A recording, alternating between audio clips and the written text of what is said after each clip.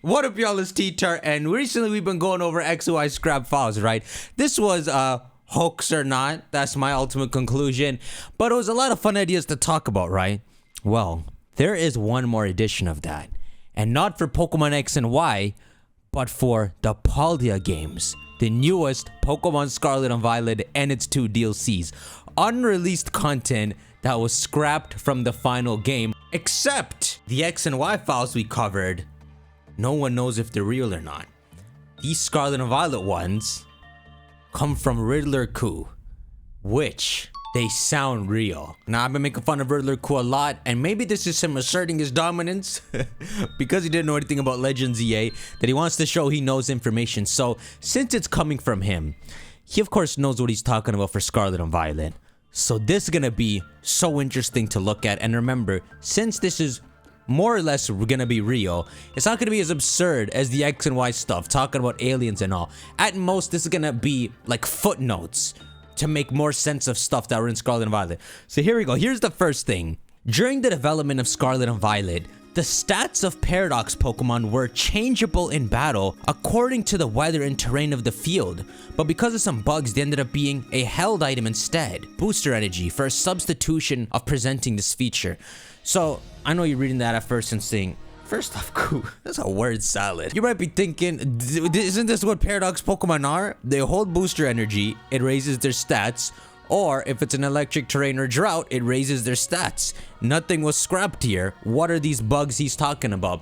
What it seems he's actually talking about is not you getting +1 speed or something from Booster Energy, but something where, for example, you've got Roaring Moon, and when there's a drought, his actual base stats mutate and change into a different base stat total. So either when the drought is up, he loses his special attack and it starts going into his speed, or, and this is when it gets crazy, like a Mega Evolution. Something like, you see Roaring Moon has 590 BST, maybe when there's a drought, it actually gets a Mega Evolution boost.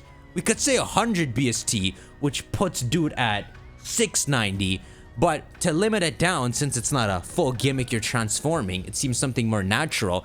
Maybe it's just like a 50 BST boost. So Roaring Moon would go from 590 to 640 in the sun. And that's such a cool idea. It's like a natural Mega Evolution. It's kind of like Primal Kyogre and Groudon, but it feels more controlled. He's saying that the stats of the Paradox Pokemon were supposed to change. But if you go really early in their notes, I wonder if they're even supposed to get a very small visual change as well, which would be so cool.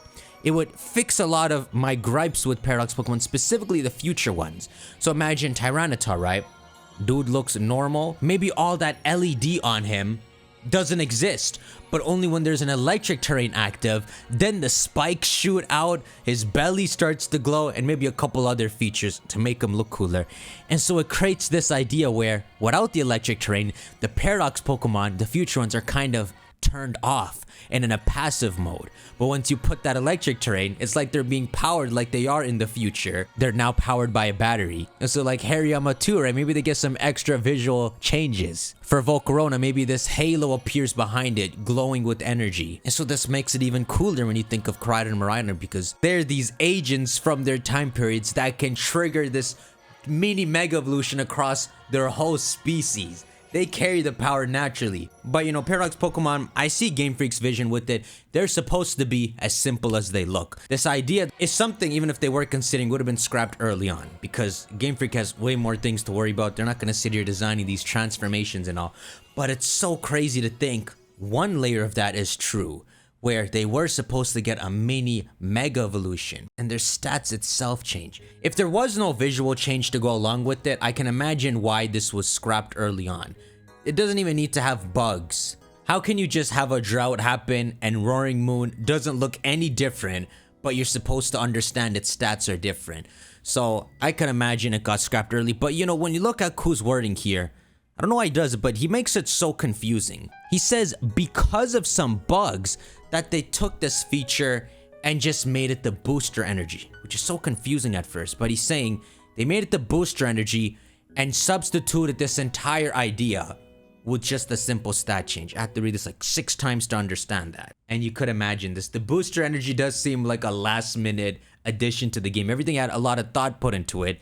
Then you just have these creatures holding a booster energy. It almost feels like a beta item when Game Freak was testing the feature, right? So without the Drought and Electric Terrain, they made this temporary item in the game to test this little mini Mega Evolution feature, and then they just decided to keep it in. What is the explanation, if you think about it, to why random Paradox Pokemon hold booster energy? Makes no sense. I guess if I were to make up a theory, they took the booster energy from Sada and Toro's lab maybe when they escaped from the time machine, because it was reminiscent of energy from their time period. But yeah, it works for both the future and the past Pokemon. Tell me that's not some developer-only debug item that they decided to keep in the game. So yeah, someone asks them, isn't that what happens in the game already? Or was it just a straight-up stat change?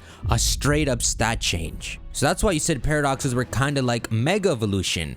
Now they resemble more Ultra Beasts with having set stats. I'm just thinking very early in their notes, if they're having fun with this idea, they might have tried to do something similar to Black and White with the Genie Pokemon, where in Black and White, you just had the Genies.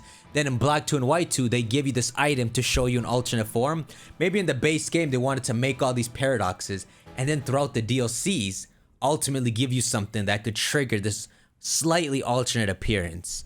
But then they wanted to make it simple, went with this idea. And then I imagine the idea for the legendary trio Paradoxes, so that's Suicune, Entei, Raikou, and these 3, they came in after they already scrapped some of the earlier ideas. But yeah, going back to this, he's saying just the stats changing with no visual indication. So to make this idea work, they probably had something where when the sunlight beams down, that there is some animation that plays. Whether that's something like a Mega Evolution Circle or something like just Totem Pokemon powering up and getting that aura around them. I imagine the Totem aura one more. And so that's what happened to all the Paradox Pokemon. They'd have that aura steaming off them. Man, that is such a cool idea. I kind of like that visually a lot. To, for example, send out Walking Wake, and when the sun is beaming down, that you get that slight visual change of that aura around them. It feels like they're active. I can imagine why this was scrapped though, because this just sounds unnecessary. You have this base Roaring Moon. If you're gonna change it when it gets a drought and mess its stats up, you might as well scrap that and make the base form get like the second hand buff. So just a +1 attack rather than messing up its stats. And last thing to mention is maybe that's why Roaring Moon has a lower base stat total than Salaman's. Maybe you're really supposed to consider its buffed base stat total. So it would be like 640 or something. And that would show Salaman's was stronger back in the day with the sun, living in harmony with it. Shank that like button. What do y'all think? Do you think it would have been better if they had this little transformation in game? We got a couple more of these that he posted that we're gonna go through. But until then, I'll see you on the next one. Take care.